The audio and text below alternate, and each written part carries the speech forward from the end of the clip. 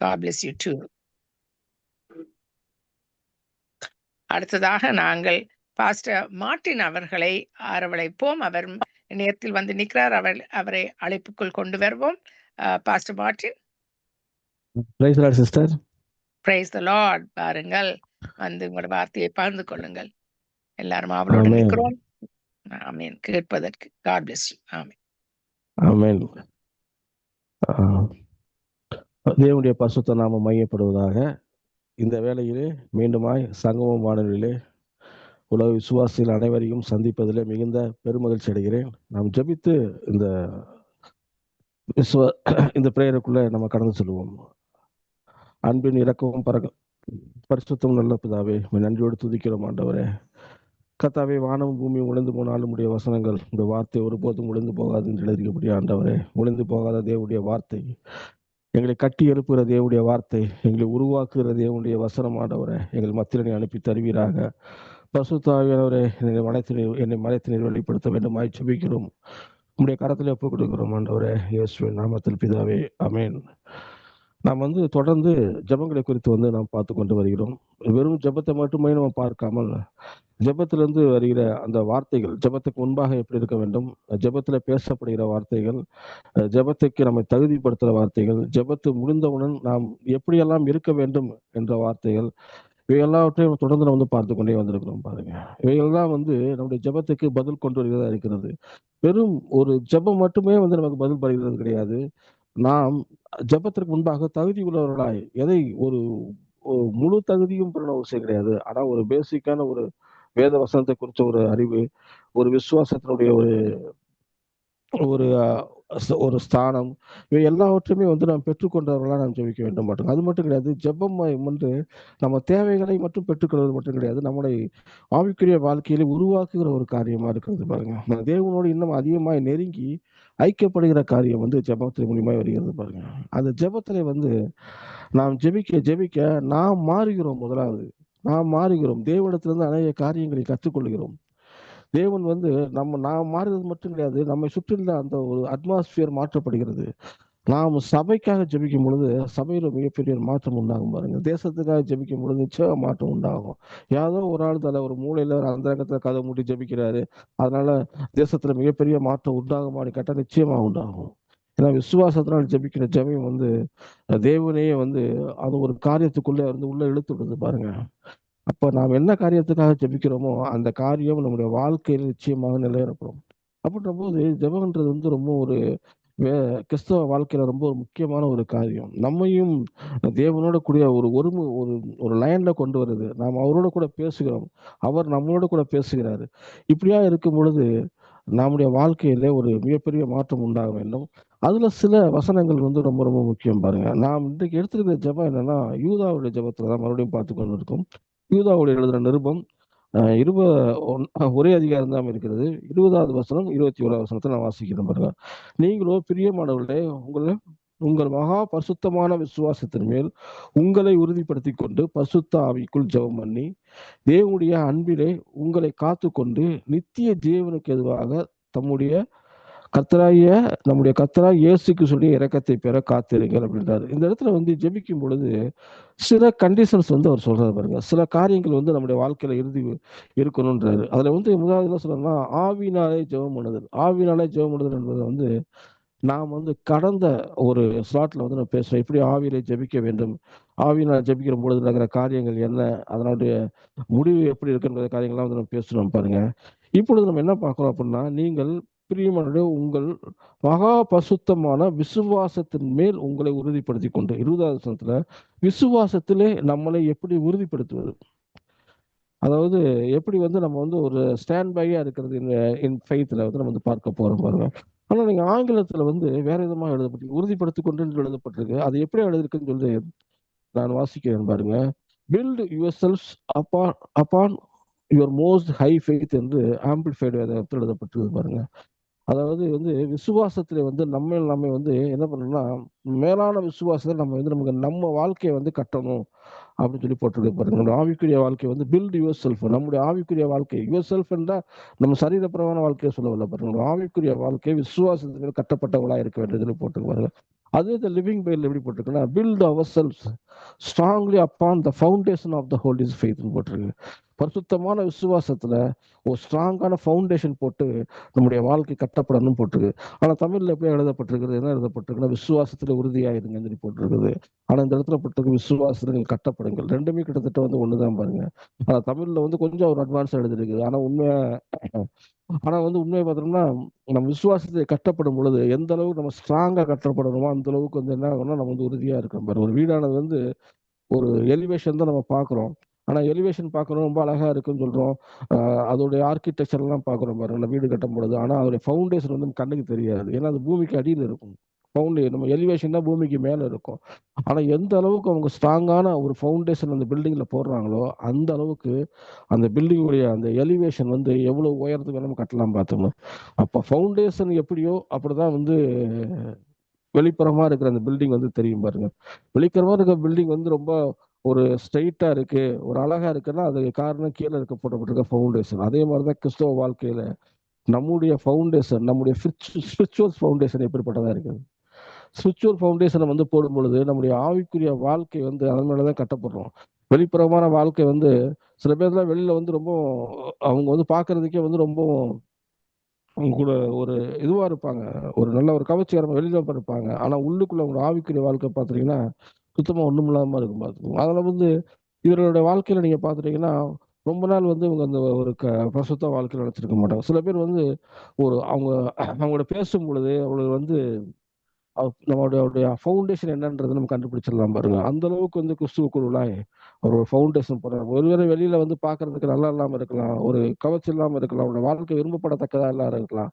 ஆனா அவங்களோட ஆவிக்குரிய வாழ்க்கையோட ஃபவுண்டேஷன் வந்து இருக்கும் பாருங்க. இவர்கள் பாருங்க எந்த சூழலுமே நிலைத்து நிற்க ஆட்களா இருப்பாங்க பாருங்க. இந்த வேதத்துல இருந்து அப்பேற்பட்ட உதாரணத்தை நம்ம பார்ப்போம் பாருங்க. மத்தேயு 7வது அதிகாரத்துல அந்த உதாரணத்தை வருங்க. மத்தேயு 7வது அதிகாரத்துல இப்படியா போட்டிருக்கு பாருங்க. மத்தேயு 7 24 27 அவசியம் பாருங்க. ஆண்டவர் இயேசு கிறிஸ்து ஜெபத்தை குறித்து பேசும்போது சொல்றாரு. சொல்றாரு 24 வசனத்துல, ஆகையால் நான் சொல்லிய இந்த வார்த்தைகளை கேட்டு இவைகளின்படி செய்கிறவன் எவனோ அவனை கண்மலையின் மேல் தன் வீட்டை கட்டின புத்தியுள்ள மனுஷனுக்கு ஒப்பிடுவேன். பெருமலை சொரிந்து பெருவெள்ளம் மருந்து காற்று அடித்து அந்த வீடின் மேல் மூடியும் அது விழவில்லை, ஏனென்றால் அது கண்மலையின் மேல் அஸ்திபாரம் போடப்பட்டிருந்தது. நான் சொல்லிய இந்த வார்த்தைகளை கேட்டு இவைகளின்படி செய்யாதிருக்கிறவன் எவனோ அவன் தன் வீட்டை மணல் மேல் கட்டின புத்தி இல்லாத மனுஷனுக்கு ஒப்பிடுவான். பெருமலை சொரிந்து பெரும் பெருமல்லம் வந்து காற்று அடித்து அந்த வீட்டின் மேல் மோதின போது அது விழுந்து முற்றிலுமாக அழிந்தது. பாருங்க, இரண்டு பேருடைய வாழ்க்கை பற்றி சொல்றாரு. இரண்டு பேருமே வந்து விசுவாசிகள் தான். இரண்டு பேருடைய வாழ்க்கையை வந்து அவர் சொல்லும் பொழுது ஒரு மனிதனை குறித்து இப்படியா சொல்லப்படுகிறது, அவர் வந்து ஒரு வாழ்க்கை வந்து கண்மணியின் மேல் கட்டப்பட்டிருக்கிறது. கண்மணியின் மேல் கட்டப்பட்ட ஒரு வாழ்க்கை பாருங்க. அந்த வாழ்க்கை எதன் அடிப்படையில் கட்டப்பட்டிருக்கு அப்படின்னு பாத்தீங்கன்னா 24 சொல்றது, நான் சொல்லிய இந்த வார்த்தையின்படி கேட்டு இவையின்படி செய்கிறவன். தேவன் சொல்லிய வார்த்தை, வேத வசனத்தின்படி வாழ்க்கையை கட்டப்படுகிற ஒரு மனுஷன், வேத வசனத்தின்படி ஒவ்வொரு நாளும் வேத வசனத்தை தியானிக்கிற மனுஷன், ஜெபிக்கிற மனுஷன், ஒவ்வொரு நாளும் தேவனுக்கு மரியாதை கொடுக்கிற மனுஷன், தேவன் சொல்ல வார்த்தையை கனப்படுத்துகிற ஒரு மனிதன். அப்பேற்பட்ட மனிதனுடைய வாழ்க்கை எப்பேற்பட்ட வாழ்க்கைனா, நீங்க பல்ல பாத்தீங்கன்னா அவர் வந்து பில்டிங்கோட எலிவேஷனை பத்தி அவர் சொல்லவே இல்லை பாருங்க. ஃபவுண்டேஷனை பத்தி தான் இந்த இடத்துல பேசுறாரு. ரொம்ப அழகான ஃபவுண்டேஷன் இருக்கும் அப்பேற்பட்ட வாழ்க்கை அப்படின்னு சொல்லி அதை சொல்லல. அதை சொல்றாரு, அவருடைய ஃபவுண்டேஷனை பத்தி சொல்றாரு. அவன் கண்மலை மேல் தன் வீட்டை கட்டின புத்தியுள்ள மனுஷன்றார். அப்படின்னா என்ன அர்த்தம்னா, ஒரு கல், ஒரு பெரிய கண்மலை, அந்த மலை மேல வந்து ஒரு ஃபவுண்டேஷன், ஸ்ட்ராங் ஃபவுண்டேஷன் போட்டிருக்காரு அப்படின்றாரு. நீங்க சொல்றது ரைட்டு தான். ஒரு மண்ணில் வந்து ஃபவுண்டேஷன் போடுறது ஈஸி. இந்த காலத்துல வந்து இருக்கிற டெக்னாலஜில இன்னைக்கு வந்து மலையில போடுறது ஈஸி தான், எல்லாத்துலயும் போடுறது ஈஸி தான். அந்த காலத்துல வந்து அப்படி கிடையாது பாருங்க. ஒரு கல் மலையில போடணும்னா அப்ப அந்த காலத்துல கல் தச்சர்ன்னு இருப்பாங்க. அவங்க என்ன பண்ணுவாங்கன்னா அவங்களுடைய ஒர்க்கே வந்து ஒரு ஃபவுண்டேஷன் கூட பெரிய பாறாங்கல் வந்துச்சுன்னா இன்னைக்கு வந்து இதுல வந்து அடிக்கணும். அப்படியே அடிச்சு உளிய வச்சு அடிச்சு உடைப்பாங்க. அது சாதாரண விஷயமே கிடையாது பாருங்க. அதுக்குள்ள அதுலயே வந்து கைத்தேர்ந்தெல்லாம் இருப்பார்கள் பாருங்க. ஆனா இன்னைக்கு வந்து அப்படிலாம் கிடையாது. ஒரு பெரிய பாறாங்கல்லையும் ஒரு சின்ன ஹோல் போட்டு உள்ள ஒரு டெட்டனேட்டர் வச்சோம்னா டப்புன்னு பாத்தீங்கன்னா ஆட்டோமேட்டிக்கா வந்து உடஞ்சி பீஸா போயிடும் பார்த்துக்கணும். ஆனா அதை இங்க சொல்றது கண்மலையுமே அஸ்திபாரப்பட்ட அந்த கல் தச்சர் மாதிரி இன்ச்சு பை இன்ச்சா என்ன பண்றாங்க, அந்த ஃபவுண்டேஷன் வந்து போடுறாங்க. நீ சொல்றது ஒரு வீடு கட்டுறதுக்கு ஃபவுண்டேஷன் போடுறது வந்து இன்னைக்கு சாதாரண ஃபவுண்டேஷன் போட்டா கூட குறைஞ்சது வந்து ஒரு மாசமாவது ஆகும் பாருங்க. ஆனா அன்னைக்கு கண்மணில மேல அந்த காலத்துல போடப்பட்ட ஃபவுண்டேஷன் எவ்வளவு நாள் ஆகும் பாருங்க. அது சொல்றாரு, அப்படி அந்த மாதிரி ஒரு ஃபவுண்டேஷன்ல வீடு கட்டுற மனுஷனுக்கு வந்து ஒப்பிடப்பட்ட ஒரு மனுஷன் பாருங்க. அதுல வீடு கட்டினார்னா அது என்ன ஆச்சுன்னா, எவ்வளவுதான் பெருமழை வந்தாலும் சரி, பெருங்காத்து வந்தாலும் சரி, அந்த வீட்டு மேல் போனாலும் அந்த வீடு விடாது. கிறிஸ்துவ வாழ்க்கை வந்து வசனத்தினால உறுதிப்படுத்தப்பட்ட ஒரு வாழ்க்கை. நம்முடைய விசுவாசம் வந்து விசுவாச வாழ்க்கை பாருங்க, வசனத்துல உறுதிப்பட்ட வாழ்க்கை இருக்குன்னா, விசுவாசம் கேள்வியால் வரும், கேள்வி தேவனுடைய வசனத்துல வரும் போட்டிருக்கோம். அப்ப விசுவாசத்தை கேட்க கேட்க, தேவனுடைய வசனத்தை கேட்க கேட்க நம்முடைய விசுவாசம் கட்டப்படுகிறது.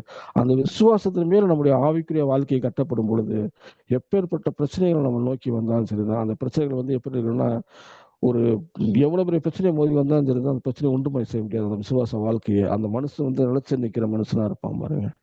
ஆனா பாருங்க, இந்த விசுவாசம் இல்லாத ஒரு வாழ்க்கை பாருங்க, அவர் பாருங்க அந்த வசனத்தை கேட்காத ஒரு மனிதன், கேட்கிறோடைய வாழ்க்கை வந்து கண்மலை போல கட்டப்பட்டிருக்கானா, அப்ப கேட்காத ஒரு மனிதனுடைய வாழ்க்கை எப்பேற்பட்ட வாழ்க்கை அப்படின்னு பாத்தீங்கன்னா, அவன் வந்து மணல் மேல் வீடு கட்டின மனுஷன் பாருங்க. மணல்ல வீடு கட்டுறது ரொம்ப ஈஸி பாருங்க. இவர் வந்து ஒரு அடி ஃபவுண்டேஷன் போடுறதுக்குள்ளேயே அவர் வந்து ஒரு வீடே கட்டிடலாம். அவ்வளவு தூரம் அது வந்து டைமிங் ரொம்ப ரொம்ப ஈஸி பாருங்க. அவரோட வாழ்க்கை வந்து இப்பேற்பட்டதா இருக்கிறது. இங்க வந்து போட்டிருக்குது, மணல் மேல் வீடு கட்டுறது வந்து அவ்வளவு பெரிய ஒரு காரியமே கிடையாது பாருங்க. இந்த வார்த்தையின்படி செய்யாதவன் 26 வசனம் பாருங்க, எவனோ அவன் தன் வீட்டை மணல் மேல் கட்டின புத்தி இல்லாத மனுஷன், அவன் புத்தி இல்லாதவன் போட்டிருக்கு. அவனுக்கு வந்து எதுல ஃபவுண்டேஷன் போடணும்னு சொல்லல, அவனோட ஃபவுண்டேஷனை கொடுத்து ஒரு பெரிய ஒரு அவனுக்கு வந்து ஒரு பெரிய ஒரு இதுவே இல்லை பாருங்க, ஒரு அக்கறையே கிடையாது.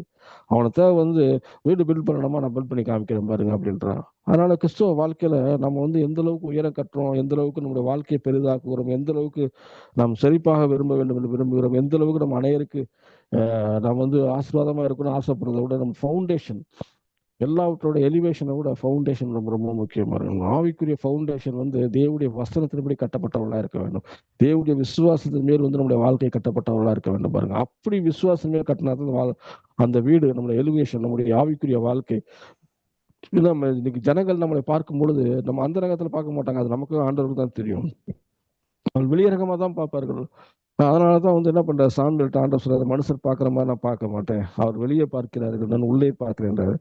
என்ன அர்த்தம், அவங்க எலிவேஷனை பார்க்குறாங்க, பட் நான் ஃபவுண்டேஷனை பார்க்குறேன் அப்படின்றாரு. உண்மையான அர்த்தம் வந்து அதுதான் சாமியால பற்றி சொல்லும் பொழுது.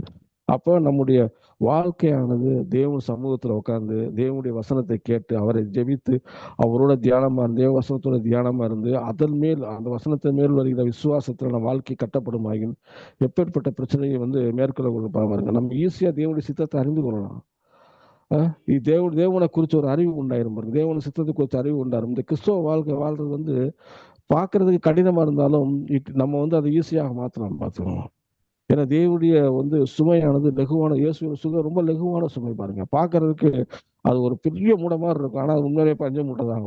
அது ஈஸியாக வந்து தூக்கலாம் பார்க்கணும். அதனால கிறிஸ்துவ வாழ்க்கைங்கிறது வந்து பெரிய கஷ்டம்லாம் ஒண்ணுமே கிடையாது பாருங்க. நாம் எதுல ஃபவுண்டேஷன் போடுறோம் அதுலதான் விஷயமே இருக்கு. நீங்க ஃபவுண்டேஷன் ஒரு கிராஸா போட்டீங்கன்னா உங்க பில்டிங் கிராஸா தான் வரும். நம்ம ஃபவுண்டேஷன் சரியாக போடணும், தேவன் சொல்ல வார்த்தையின்படி போடணும், விசுவாசத்தின் அடிப்படையில் போடும் பொழுது நம்முடைய வாழ்க்கை வந்து நிச்சயமாக வந்து கனி கொடுக்கிற வாழ்க்கையா மாறும் பாருங்க.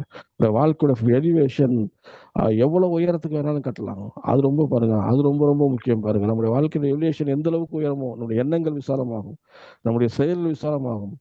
நம்முடைய எண்ணங்கள் விசாலம் போது நாம் செய்கிற அந்த தொழில், நம்ம செய்கிற அந்த ஊழியம், நம்ம செய்கிற காரியங்கள் எல்லாமே வந்து ஒரு மிகப்பெரிய ஒரு வித்தியாசத்தை வந்து கத்தர் வந்து காமிப்பாரு பாருங்க. ஏன்னா ஃபவுண்டேஷன் தான் அதுல இருக்கு பாருங்க.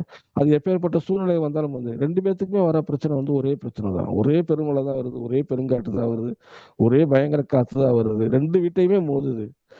அதனால ஒருத்தருக்கு மோதுது ஒருத்தருக்கு மோதலை அப்படின்னு சொல்லல பாருங்க, ரெண்டு பேர்த்தையும் மோது. ஆனா நம்ம வசனத்தினால் கட்டப்பட்ட வீடு என்றைக்குமே நினைச்சு நிற்கும் பாருங்க. அதே மாதிரிதான் நம்ம வசனத்தினால் கட்டப்பட்ட வீடு, தேவ வார்த்தை மேல கட்டப்பட்ட நம்முடைய ஆவிக்குரிய வாழ்க்கை வந்து என்றைக்குமே நினைச்சு நிற்கும் பாருங்க. அதுல வந்து ரெண்டு பேருடைய ஒரு உதாரணத்தை பார்ப்போம். முதலாவது ஆபிரகாமுடைய உதாரணத்தை பாருங்க.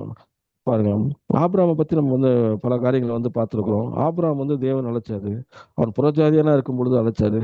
அவன் வந்து என்ன பண்றாரு, விக்கிரகங்களை விற்று கொண்டிருக்கும் பொழுது அழைத்தார் என்று கதை சொல்லப்படுகிறது பாருங்க. அப்பேற்பட்ட ஒரு ஆளுக்கு வெறும் தேவனுடைய வார்த்தை மட்டும் வருகிறது. வார்த்தையை நம்பி வந்து ஆபிரகாம் வந்து புறப்பட்டு வர்றாரு. நான் காண்பிக்கிற தேசத்துக்கு போன்றாரு, உன் இனத்தையும் உன்னுடைய உன் தேசத்தையும் உன் இனத்தையும் உன் தகப்புடைய வீட்டையும் புறப்பட்டு உனக்கு காண்பிக்கும் தேசத்துக்கு போன்றாரு பாருங்க. ஆதி 12வது 1வது வருஷத்துல இப்படியா வருகிறது பாருங்க. அப்போ ஒரு ப்ராமிஸ் பண்ற, நான் உன்னை பெரிய ஜாதியாக்கி உன்னை ஆசீர்வதித்து உன் பேரை பெருமைப்படுத்துவேன், நீ ஆசீர்வாதமா இருப்பாய், உன்னை ஆசீர்வதிப்பேன், உன்னை சபிக்கிறவர்களே சபிப்பேன், பூமியில் உள்ள வம்சங்கள்லாம் உனக்குள் ஆசீர்வதிக்கப்பட்ட ஒரு பெரிய ப்ராமிஸை கொடுக்குறாரு. நல்லா பாருங்களேன். சில பேர்ல இந்த இடத்துல வந்து ஆபிரகாமுக்கு வந்து பெரிய மிராக்கிள் கொடுத்தாரு, அதனாலதான் வந்து ஆபிரகாம் வந்து இயேசு ஆண்டவரை நம்பி அப்படியே போனார் அப்படின்னு சொல்லி போடல.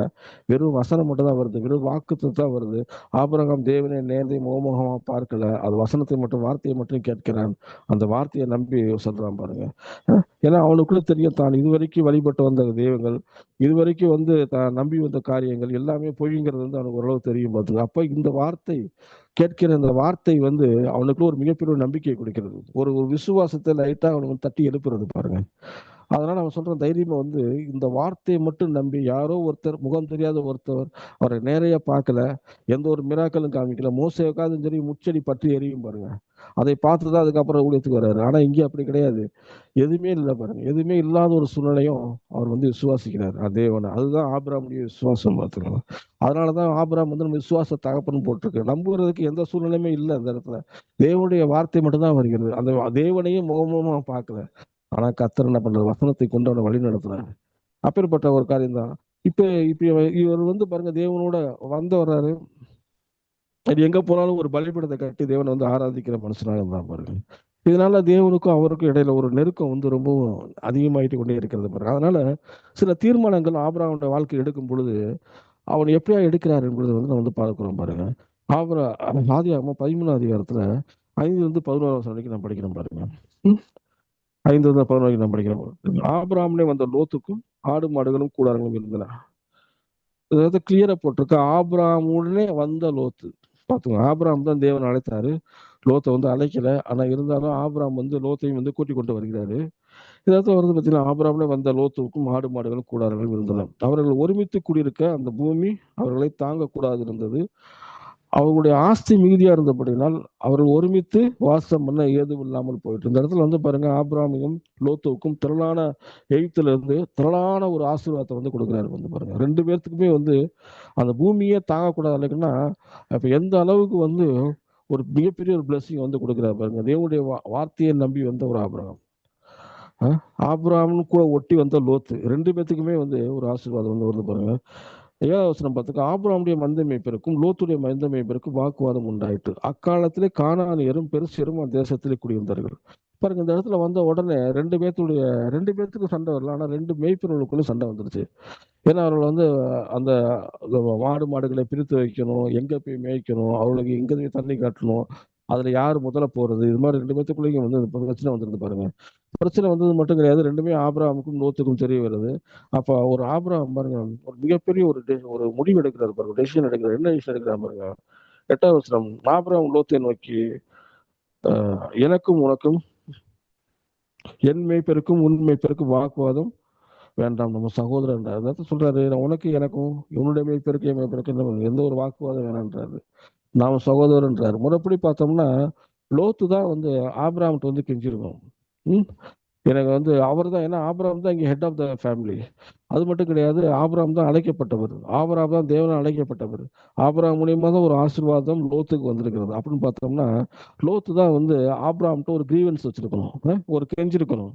ஆனா இந்த இடத்துல வந்து ஆபிரகாம் போய் தான் இறங்கி போய் அவர்கிட்ட சொல்றாரு. எப்படி ஆபிரகாமுடைய ஃபவுண்டேஷன் பாருங்க, எப்பேற்பட்ட ஃபவுண்டேஷனா இருக்கும் பாருங்க.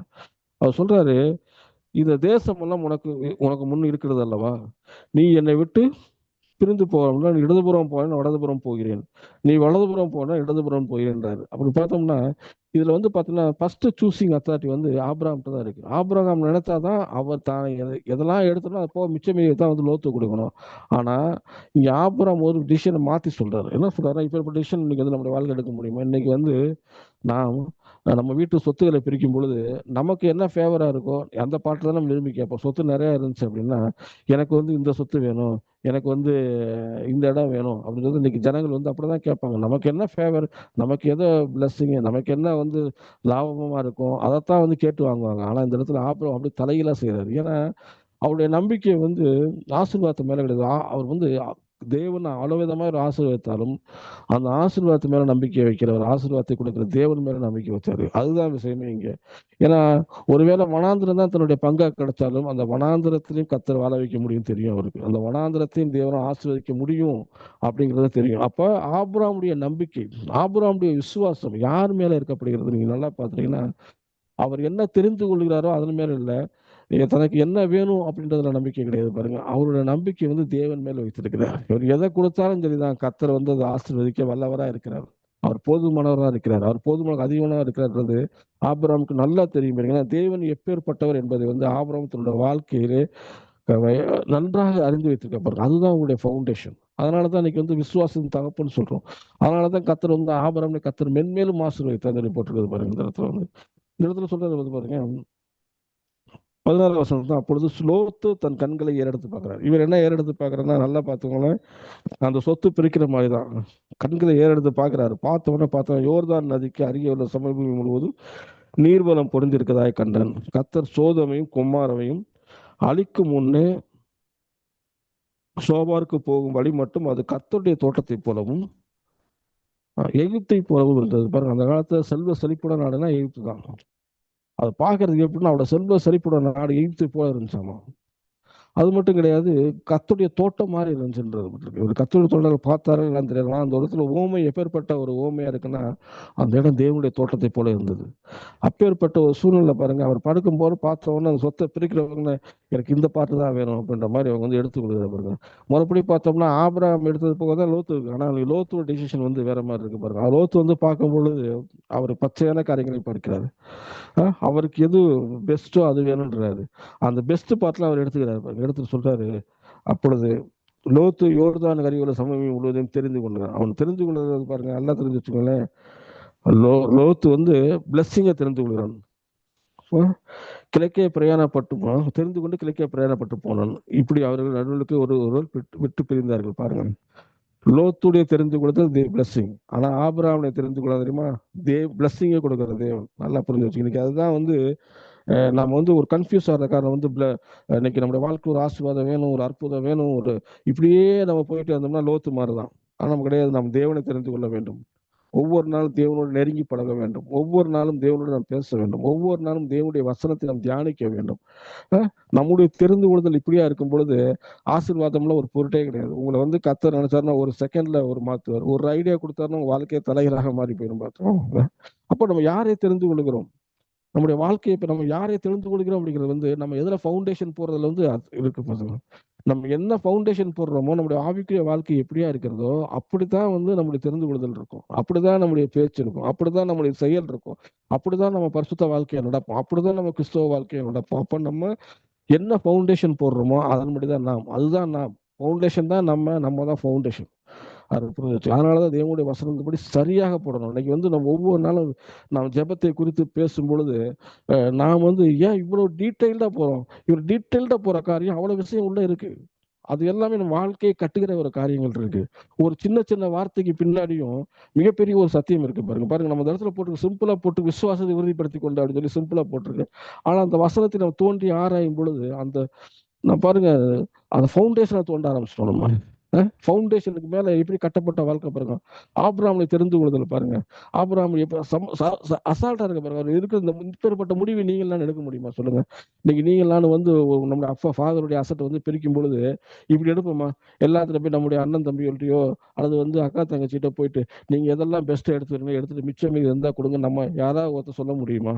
ஆனா இங்க தைரியமா சொல்றாரு. ஏன்னா இவர் வந்து அந்த ஆசீர்வாதத்து மேல் நம்பிக்கை வைக்கிறது கிடையாது. ஆபிரகாம் வந்து அந்த காலத்துல மிகப்பெரிய ஒரு ஆசீர்வாத மனிதன் போட்டிருக்கு. ஆபிரகாமுக்கு என்று தனி காசுகள் இருந்தது. இன்னைக்கு ஒரு நாட்டுக்கு எப்படி தனி காசு இருந்த மாதிரி ஆபிரகாமுக்குன்னு தனி ஒரு காசு வச்சிருந்தாரு.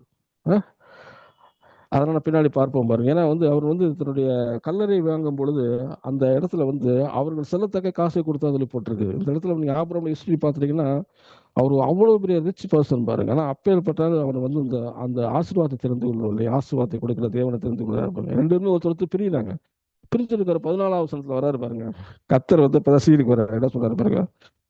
லோத்து ஆபிரகாமிட்ட பிரிந்த பொழுது கர்த்தர் ஆபிரகாமை நோக்கி அவர் சொல்றாரு, ஆபிரகாம் இருதயத்தை வந்து அறிந்திருக்கிறாரு. அவர் சொல்ற ஒரே வார்த்தையில ஆபிரகாம் நோக்கி சொல்றாரு ஒரே வார்த்தையில, உன் கண்களை ஏறெடுத்து இருக்கிற இடத்துல இருந்து வடக்கையும் தெற்கையும் கிழக்கையும் மேற்கையும் நோக்கி பார். நீ பார்க்கிற இந்த பூமி முழுவதையும் உனக்கும் உன் சந்ததிக்கும் என்றென்றைக்கும் இருக்கும்படி கொடுத்து உன் சந்ததியை பூமியை தூளை போடவும் பெருக பண்ணுவேன். ஒருவன் பூமியின் தூளை எண்ணக்கூடும் உன் சந்ததியை எண்ணப்படும் என்றான். எழுந்து தேசத்தின் நீளமும் அகலமும் அம்மட்டும் நடந்து திரி, உனக்கு நான் அதை தருவேன் என்றார். நல்லா பார்த்துக்கோங்க, இந்த இடத்துல பாருங்க. இப்பதான் தேவன் இந்த இடத்துல உள்ள வர்றாரு பாருங்க. ஆபிரகாம் டிசிஷன் எடுக்கும்போது ஆண்டவர்கிட்ட போய் ஜெபித்து, ஆண்டவரை நீங்க சொல்லுங்க, அதன்படி நான் எடுப்பேன்லாம் சொல்ல பாருங்க.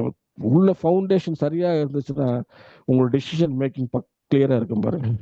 உங்களுடைய ஃபவுண்டேஷன் பக்காவா இருந்துச்சு அப்படின்னா உங்களுடைய டிசிஷன் மேக்கிங் வந்து கிளியரா இருக்கும். உங்களுடைய ஆவிக்குரிய வாழ்க்கை எப்படியோ அப்படித்தான் நீங்க, உங்க வாழ்க்கையுடைய வாழ்க்கை எப்படிதோ அப்படித்தான் நீங்க எடுக்கிற டெசிஷன். உங்க ஆவிக்குரிய வாழ்க்கை எப்படியோ அப்படிதான் உங்க வாழ்க்கை இருக்க போறது பாருங்க. இந்த இடத்துல வந்து கர்த்தர் இதெல்லாம் பார்த்துட்டு தான் இருக்காரு. நல்லா பார்த்து, நமக்கு ஏற்படுகிற ஒரு அநியாயம், உங்களுக்கு ஏற்படுகிற எந்த சூழ்நிலையும் தெரியுதா? கர்த்தர் உங்களை பார்க்கலன்னு கிடையாது, கர்த்தர் பார்க்கிறாரு. ஆனா நீங்க என்ன டிசிஷன் எடுக்க போறீங்கிறது வாட்ச் பண்றாரு. உங்களுடைய ஸ்டாண்ட் என்ன, நீங்க எதுல விசுவாசத்துல ஸ்டாண்ட் பண்றீங்க, எந்த வசனத்துல மேல நீங்க நிக்கிறீங்க, அதற்கேற்ற மாதிரிதான் உங்க ஜெபத்துக்கு பதில் வருக போகிறது. அதற்கேற்ற மாதிரிதான் உங்களுடைய காரியத்தை வருவது. கர்த்தர் வந்து பார்க்கும்போது ஆபிரகாம் வந்து பார்க்கிறாரு, அவர் எடுக்கிற டிசிஷன் சரியான டிசிஷன் பாருங்க. லோத்தர் சொல்ல, நீ எதெல்லாம் வேணுமோ எடுத்துட்டு போட, எனக்கு பச்சைன்னு வேணும், எனக்கு வந்து நதி பக்கத்துல தான் வேணும், எனக்கு அவ்வளோ மாடு மாடு இருக்கு, எடுத்துட்டு போ. வனாந்திரத்தை கொடுக்குறியா? ஓகே. ஆனா வனாந்திரத்தையும் கத்தர் வழியை உண்டாக்குவாரு. வனாந்திரத்திலையும் கத்தரால் வந்து என்ன பண்ண, நீர் ஊற்றுல உண்டாக்கப்பட முடியும். வனாந்திரத்தையும் வந்து கத்தர் சோலையா மாற்றுகிற தேவன் என் கூட இருக்காரு, எனக்கு போதும். அவருடைய ஃபவுண்டேஷன் கிறிஸ்துவுக்குள்ள இருந்தது பாருங்க. அந்த கிறிஸ்துவுக்குள்ளா இருக்கிற அந்த ஒரு காரியம் தான் அவனை மென்மேலும் ஆசீர்வாதமா இருந்துச்சு. இன்னைக்கு வந்து ஆபிரகாமுடைய பிளெஸிங் வந்து இயேசு கிறிஸ்து எக்ஸ்டெண்ட் பண்றாரு அப்படின்னா இது ஆபிரகாமுடைய ஃபவுண்டேஷன் தான். அவனோட ஆபிரகாமுடைய பிளெஸிங்க்கு காரணமே அவனுடைய ஃபவுண்டேஷன், தேவனை நம்புற ஒரு விசுவாசம் தான். தேவன் மேல் கட்டப்பட்டிருக்க அவனுடைய வாழ்க்கை தான் பாருங்க. அதனாலதான் தேவனே அந்த சீனுக்கு உள்ள வராரு. உள்ள சொல்றாரு, லோத்தை குறிச்சு நீ கவலைப்படாத, நீ எவ்வளவு தூரம் நடக்க முடியும்னாலும் நட. எவ்வளவு நீ தேசத்தை முழுக்க நடக்கிறியா, 1000 கிலோமீட்டர் நடக்கிற, அதெல்லாம் உனக்கு 10,000 கிலோமீட்டர் நடக்கிறியா, உனக்கு 1,00,000 கிலோமீட்டர் நடக்க முடியுமா, உனக்கு நடக்கின்ற. இன்னொரு இடத்துல சொல்றாரு, மலை மேல் ஏறு பாரு, நீ எதெல்லாம் உன்னால எவ்வளவு கண்ணு கெட்டுற தூரம் பாக்குற, அதெல்லாம் அவனை கூட பண்றாரு. ஏன் இவரோட டிசிஷன் பாருங்க எப்படி எடுத்திருக்காரு பாருங்க. இவருடைய வாழ்க்கை எதன் மேல கட்டப்பட்டிருக்கு, விசுவாசம் மேல கட்டப்பட்டிருக்கு பாருங்க. விசுவாசம் தேவனுடைய வசனத்தின் மேல கட்டப்பட்டிருக்கு. வார்த்தை பிளைண்டா நம்புறாரு, கர்த்தருடைய வார்த்தையை வந்து பிளைண்டா நம்புறாரு பாருங்க. அவருடைய வாழ்க்கை வந்து அப்பேற்பட்ட வாழ்க்கையா இருக்குது. அதனாலதான் கர்த்தரை நேரடியா உள்ள இறங்கி சொல்றாரு, நான் உன்னை வெறுங்கையை அனுப்ப மாட்டேன், ஜஸ்ட் ஓப்பன், நீங்க போய் பாரு, எதெல்லாம் நீ பாக்குறியோ தர்றேன், எந்த பக்கம் நீ நடக்கிறியோ அதெல்லாம் நான் உனக்கு கொடுக்குறேன். உனக்கு மட்டும் கிடையாது, உன் சந்ததிக்கும் கொடுக்குறேன். அதுதான் தேவனுடைய ஒரு இது பாருங்க. நம்மளுக்கு மட்டும் ஏதோ ஆசீர்வாதத்தை கொடுத்துட்டு உன் சந்ததியை வந்து கைவிட்டுற போதே கிடையாது, நம்ம சந்ததிக்கும் கொடுப்பேன்றாரு. இந்த ஆசீர்வாதம் தலைமுறையா வருகிறது. அது மட்டும் கிடையாது, கிறிஸ்துவோடு நிக்கல, கிறிஸ்து என்ன பண்றாருன்னா அவருக்கு சிறுவில சாகமாகி ஆபிரகாமோட ஆசீர்வாதத்தை இன்னைக்கு உங்களுக்கு எனக்கு வந்து கொடுத்துருக்காரு. அப்ப உங்களுக்கு எனக்கும் டிசிஷன், நம்முடைய சார்பிலே அவர் ஆபிரகாமுக்கு டிசிஷன் எடுத்திருக்காரு. நல்லா பாருங்க, இதுதான் தேவன் மேல் வைத்திருக்க விசுவாசம். நம்ம சூழ்நிலை வந்து நமக்கு எதிராக இருக்கலாம், நம்ம எடுக்கிற டிசிஷன் வந்து நமக்கு நஷ்டப்படுற மாதிரி தெரியலாம். கர்த்தர் வந்து சீடுக்குள்ள வந்தாருன்னா சூழ்நிலை தலைகளாக மாறிடும். நம்மளை ஆசீர்வதிக்கிற தேவன் பாருங்க, நம்ம கைவிடாத தேவன். அதனாலதான் வந்து மோசே நீங்க பாத்துட்டீங்கன்னா, மோசே வந்து ஒரே ஒரு காரியத்தை வாசிக்கணும் பாருங்க.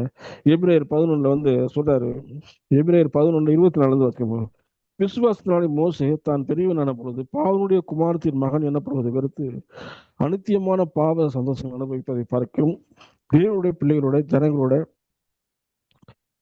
துன்பத்தை அனுபவிப்பதை தெரிந்து கொண்டான். பாருங்க, இங்கே ஒரு தெரிந்து கொள்ளுதல் பாருங்க. மோசையோட காரியங்கள் பாருங்க. மோசே செல்வ செழிப்பான வாழ்க்கை அவர் நினைச்சிருந்தாருன்னா அதுலயே வந்து அப்படி இருந்துட்டு போயிடலாம். ஆனா அவர் அதை பார்க்கல, ஜனங்களை பார்த்தாரு, ஜனங்களுடைய அடிமைத்தனத்தை பார்க்கிறாரு, ஜனங்கள் விடுதலை ஆகிறத பார்க்கிறாரு. அதற்காக என்ன துன்பப்படணுமா, நான் அதை தெரிந்து கொள்றேன்றாரு. ஜனங்களுக்காக என்ன இறங்கி வர்றேன், எனக்கு தேவன் தான் முக்கியம், அவருடைய ஜனங்கள் தான் முக்கியம், அவருடைய வசனம் தான் முக்கியம், அவருடைய விசுவாசம் தான் முக்கியம், எனக்கு அந்த ஃபவுண்டேஷன் தான் எனக்கு முக்கியம் அப்படின்றாரு பாருங்க. வாழ்க்கையில பாருங்க, துன்பம் அனுபவிக்கிறது தெரிந்து கொண்டாரா ஒரு ராஜகுமாரன் பாருங்க. அவரோட டிசிஷன் எப்படி இருக்கு பாருங்க. எனக்கு வந்து அதுலயே செல்வ செழிப்பா வாழ்ந்துகிட்டு அதுலயே வந்து போயிடலாம், நாளைக்கு வந்து வரலாற்றுல ஒரு பேரே இருந்திருக்காது. இன்னைக்கு மோசையை குறித்து வாசிக்கிறோம், ஆபிரகாமை குறித்து வந்து வேதத்துல வாசிக்கிறோம் அப்படின்னா அவருடைய தெரிந்து கொள்ளுதல், அவருடைய ஃபவுண்டேஷன் அடிப்படையில் தான் அவருடைய வாழ்க்கை இருந்துச்சு. அதே மாதிரி உங்க நம்மளை நிதானித்து பார்க்கணும். நம்முடைய ஃபவுண்டேஷன் எதில் போடப்பட்டிருக்கும்? நம் வேத வசனத்து மேல போட்டப்பட்டிருக்கோமா? விசுவாசம் வாழ்க்கை கட்டப்பட்டிருக்கிறதா? ஒரு பிரச்சனை வளர்ந்த உடனே நம்ம அப்படியே பெருமலை வந்து பார்த்தோம் பாருங்க, பெருங்காற்று அடித்து அந்த வீட்டுல மோதிலும் நம்ம வீடு எப்பேற்பட்டதா இருக்குது. எவ்வளவு பெரிய பிரச்சனையை பிசாசு கொண்டு வந்து நிறுத்தினாங்கிறத அவங்க அழிக்கும்படி கொண்டு வந்து நிறுத்தினாலும் எல்லாத்தையும் இழந்தாலும் விசுவாசம் இறக்கலன்னா அதை காற்று 100 மடங்கு கட்ட முடியும். கத்தர் இழந்த எல்லாவற்றையும் 100 மடங்கு தருவார், நிச்சயமா தருவார். அவர் கத்தர் சீர்களை வந்தாலும் வாழ்க்கை தலைகளாக மாறி போயிடும். ஆனா நாம் எடுக்க டிசிஷன் கத்தர் வாட்ச் பண்றாரு. அதை நம்ம லோத்த மாதிரி எடுத்துடக்கூடாது. பாருங்க, ஆபிரகாம் எடுக்க நம்முடைய நம்பிக்கை, நம்ம எடுக்கிற ஒவ்வொரு முடிவும், நம்முடைய விசுவாசமும் நம்முடைய வாழ்க்கை அசை பாருங்க.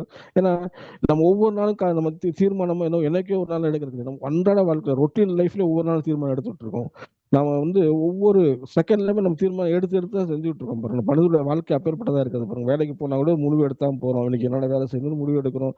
ஒரு ஆள்கிட்ட பேசும்போது என்ன பேசணும் முடிவு எடுக்கிறோம். சில காரியங்கள் செய்யும்போது எதை தெரிந்து கொண்டு முடிவெடுக்கிறோம். நம்முடைய ஒவ்வொரு தீர்மானங்களும் தேவனுடைய வசனத்தின் அடிப்படையில் இருக்க வேண்டும். தேவனுடைய வசனத்தில் அடிப்படை இருக்கும் பொழுது நம்ம விசுவாசமே நம்முடைய வாழ்க்கையை கட்டுகிறதா இருக்கிறோம். அப்பதான் ஃபவுண்டேஷன் ரொம்ப ஸ்ட்ராங்கா இருக்க பாரு. எந்த அளவுக்கு நீங்க ஸ்ட்ராங்கா வசனத்தின் மீது நீங்க ஃபவுண்டேஷன் போடுறீங்களோ அந்த சமயத்துல பாருங்க, அது நேரம் வேஸ்ட் மாதிரி தெரியலாம். ஆனா நேரம் வேஸ்ட் கிடையாது. நீங்க ரொம்ப ஸ்ட்ராங் ஆயிட்டு இருக்கிறீங்க. ஆவிக்குரிய வாழ்க்கை, உங்களோட வாழ்க்கை ஸ்ட்ராங் ஆயிட்டே இருக்கிற மாதிரி இருக்கும். நமக்கு பின்னாடி ஆரம்பிச்சோமே மணல் வீடை அப்படி வேகமா கட்டி அவன் என்ன பண்ணுவாரு, ஹவுஸ் வார்மிங்வாங்க. அந்த மாதிரி கிரக பிரவேசம்லாம் வச்சுட்டு போயிட்டே இருப்பான். ஆனா அது கிடையாது. பிரச்சனைகள் வரும் பொழுது நம்முடைய விலை நிலத்தில் இருக்கும். ஒரு விசுவாச நிச்சயமாக நிலத்தில் இருக்கும். கத்தரை விசுவாசிக்கிறவர்கள் ஸ்ட்ராங்கான முடிவு எடுப்பார்கள். அவர்களுக்குள்ள எந்த ஒரு நிதானம் இருக்கும். எந்த ஒரு நிதான குறைவும் இருக்கவே இருக்காது. அவர்கள் தேவன் மேல் நம்பிக்கை வைத்தவர்களா இருப்பார்கள். அவர்கள் பாருங்க, வாழ்க்கை நிச்சயமாக கட்டப்படும். அதே மாதிரிதான் நம்முடைய வாழ்க்கை நிச்சயமா இருக்கு. ஆபிரகாம் போல, மோசே போல நாம் அந்த புத்தியுள்ள மனுஷன், கண்ணில் மேலப்பட்ட புத்தியுள்ள மனுஷனை போல நம்முடைய அஸ்திபாரம் கிறிஸ்துவுக்குள்ளா இருக்கும் பொழுது, தேவனுக்குள்ளா இருக்கும் பொழுது, ஒவ்வொரு நாளும் நாம் வேதவசனத்தை தியானிக்கும் பொழுது, ஒவ்வொரு நாளும் வேதவசனத்தின் அடிப்படையில நடக்கும் பொழுது, அதுக்கு சில நேரங்களுக்கு நஷ்டம் போல தெரிந்தாலும் பரவாயில்ல, நான் தைரியமா நடக்க நம்ம தீர்மானிக்கும் பொழுது, நம்மளுடைய வாழ்க்கை பாருங்க ரொம்ப லேட் ஆகிற மாதிரி தெரியலாம். ரொம்ப ஒண்ணுமே நடக்காத மாதிரி இருக்கலாம். காரியங்கள் மாறுபடாத மாதிரி இருக்கலாம். என்னடா இது, டெய்லி வேத்த வாசிக்கிறோமே, டெய்லி ஜெபிக்கிறோமே, ஆனா நம்ம வாழ்க்கை ஒன்றுமே நடக்கலையே அப்படின்னு தெரியல. ஆனா அப்படி கிடையாது. ஒவ்வொரு நாள் அந்த கல்ச்சர் மாதிரி ஒவ்வொரு நாள் வேதவசனத்தை போடும்போது லைட்டா நீ ஃபவுண்டேஷன் போட்டு தான் வந்துட்டு இருக்கீங்க. நாள் ஒன்று வரும், தேவனே இறங்க செய்வார். உங்க பில்டிங் அவர் கட்டி தருவார். உங்களுடைய ஆவிக்குரிய வாழ்க்கை, உங்களுடைய ஊழியம், உங்களுடைய தொழில் எல்லாவற்றையும் தேவனை கட்டி காமிப்பார். பாருங்க, அப்ப ஜனங்கள் எல்லாம் பார்ப்பாங்க, அந்த வீட்டை முதல் இந்த ஸ்ட்ராங்கான மனுஷன்பா, இவர் தான் புத்தி உள்ள மனுஷன் சொல்லி ஜனங்களும் அறிந்து கொள்வார்கள். கத்தர் நிச்சயம் உங்களோட வாழ்க்கையில் அப்படியே செய்வார். ஜெபிப்போம்.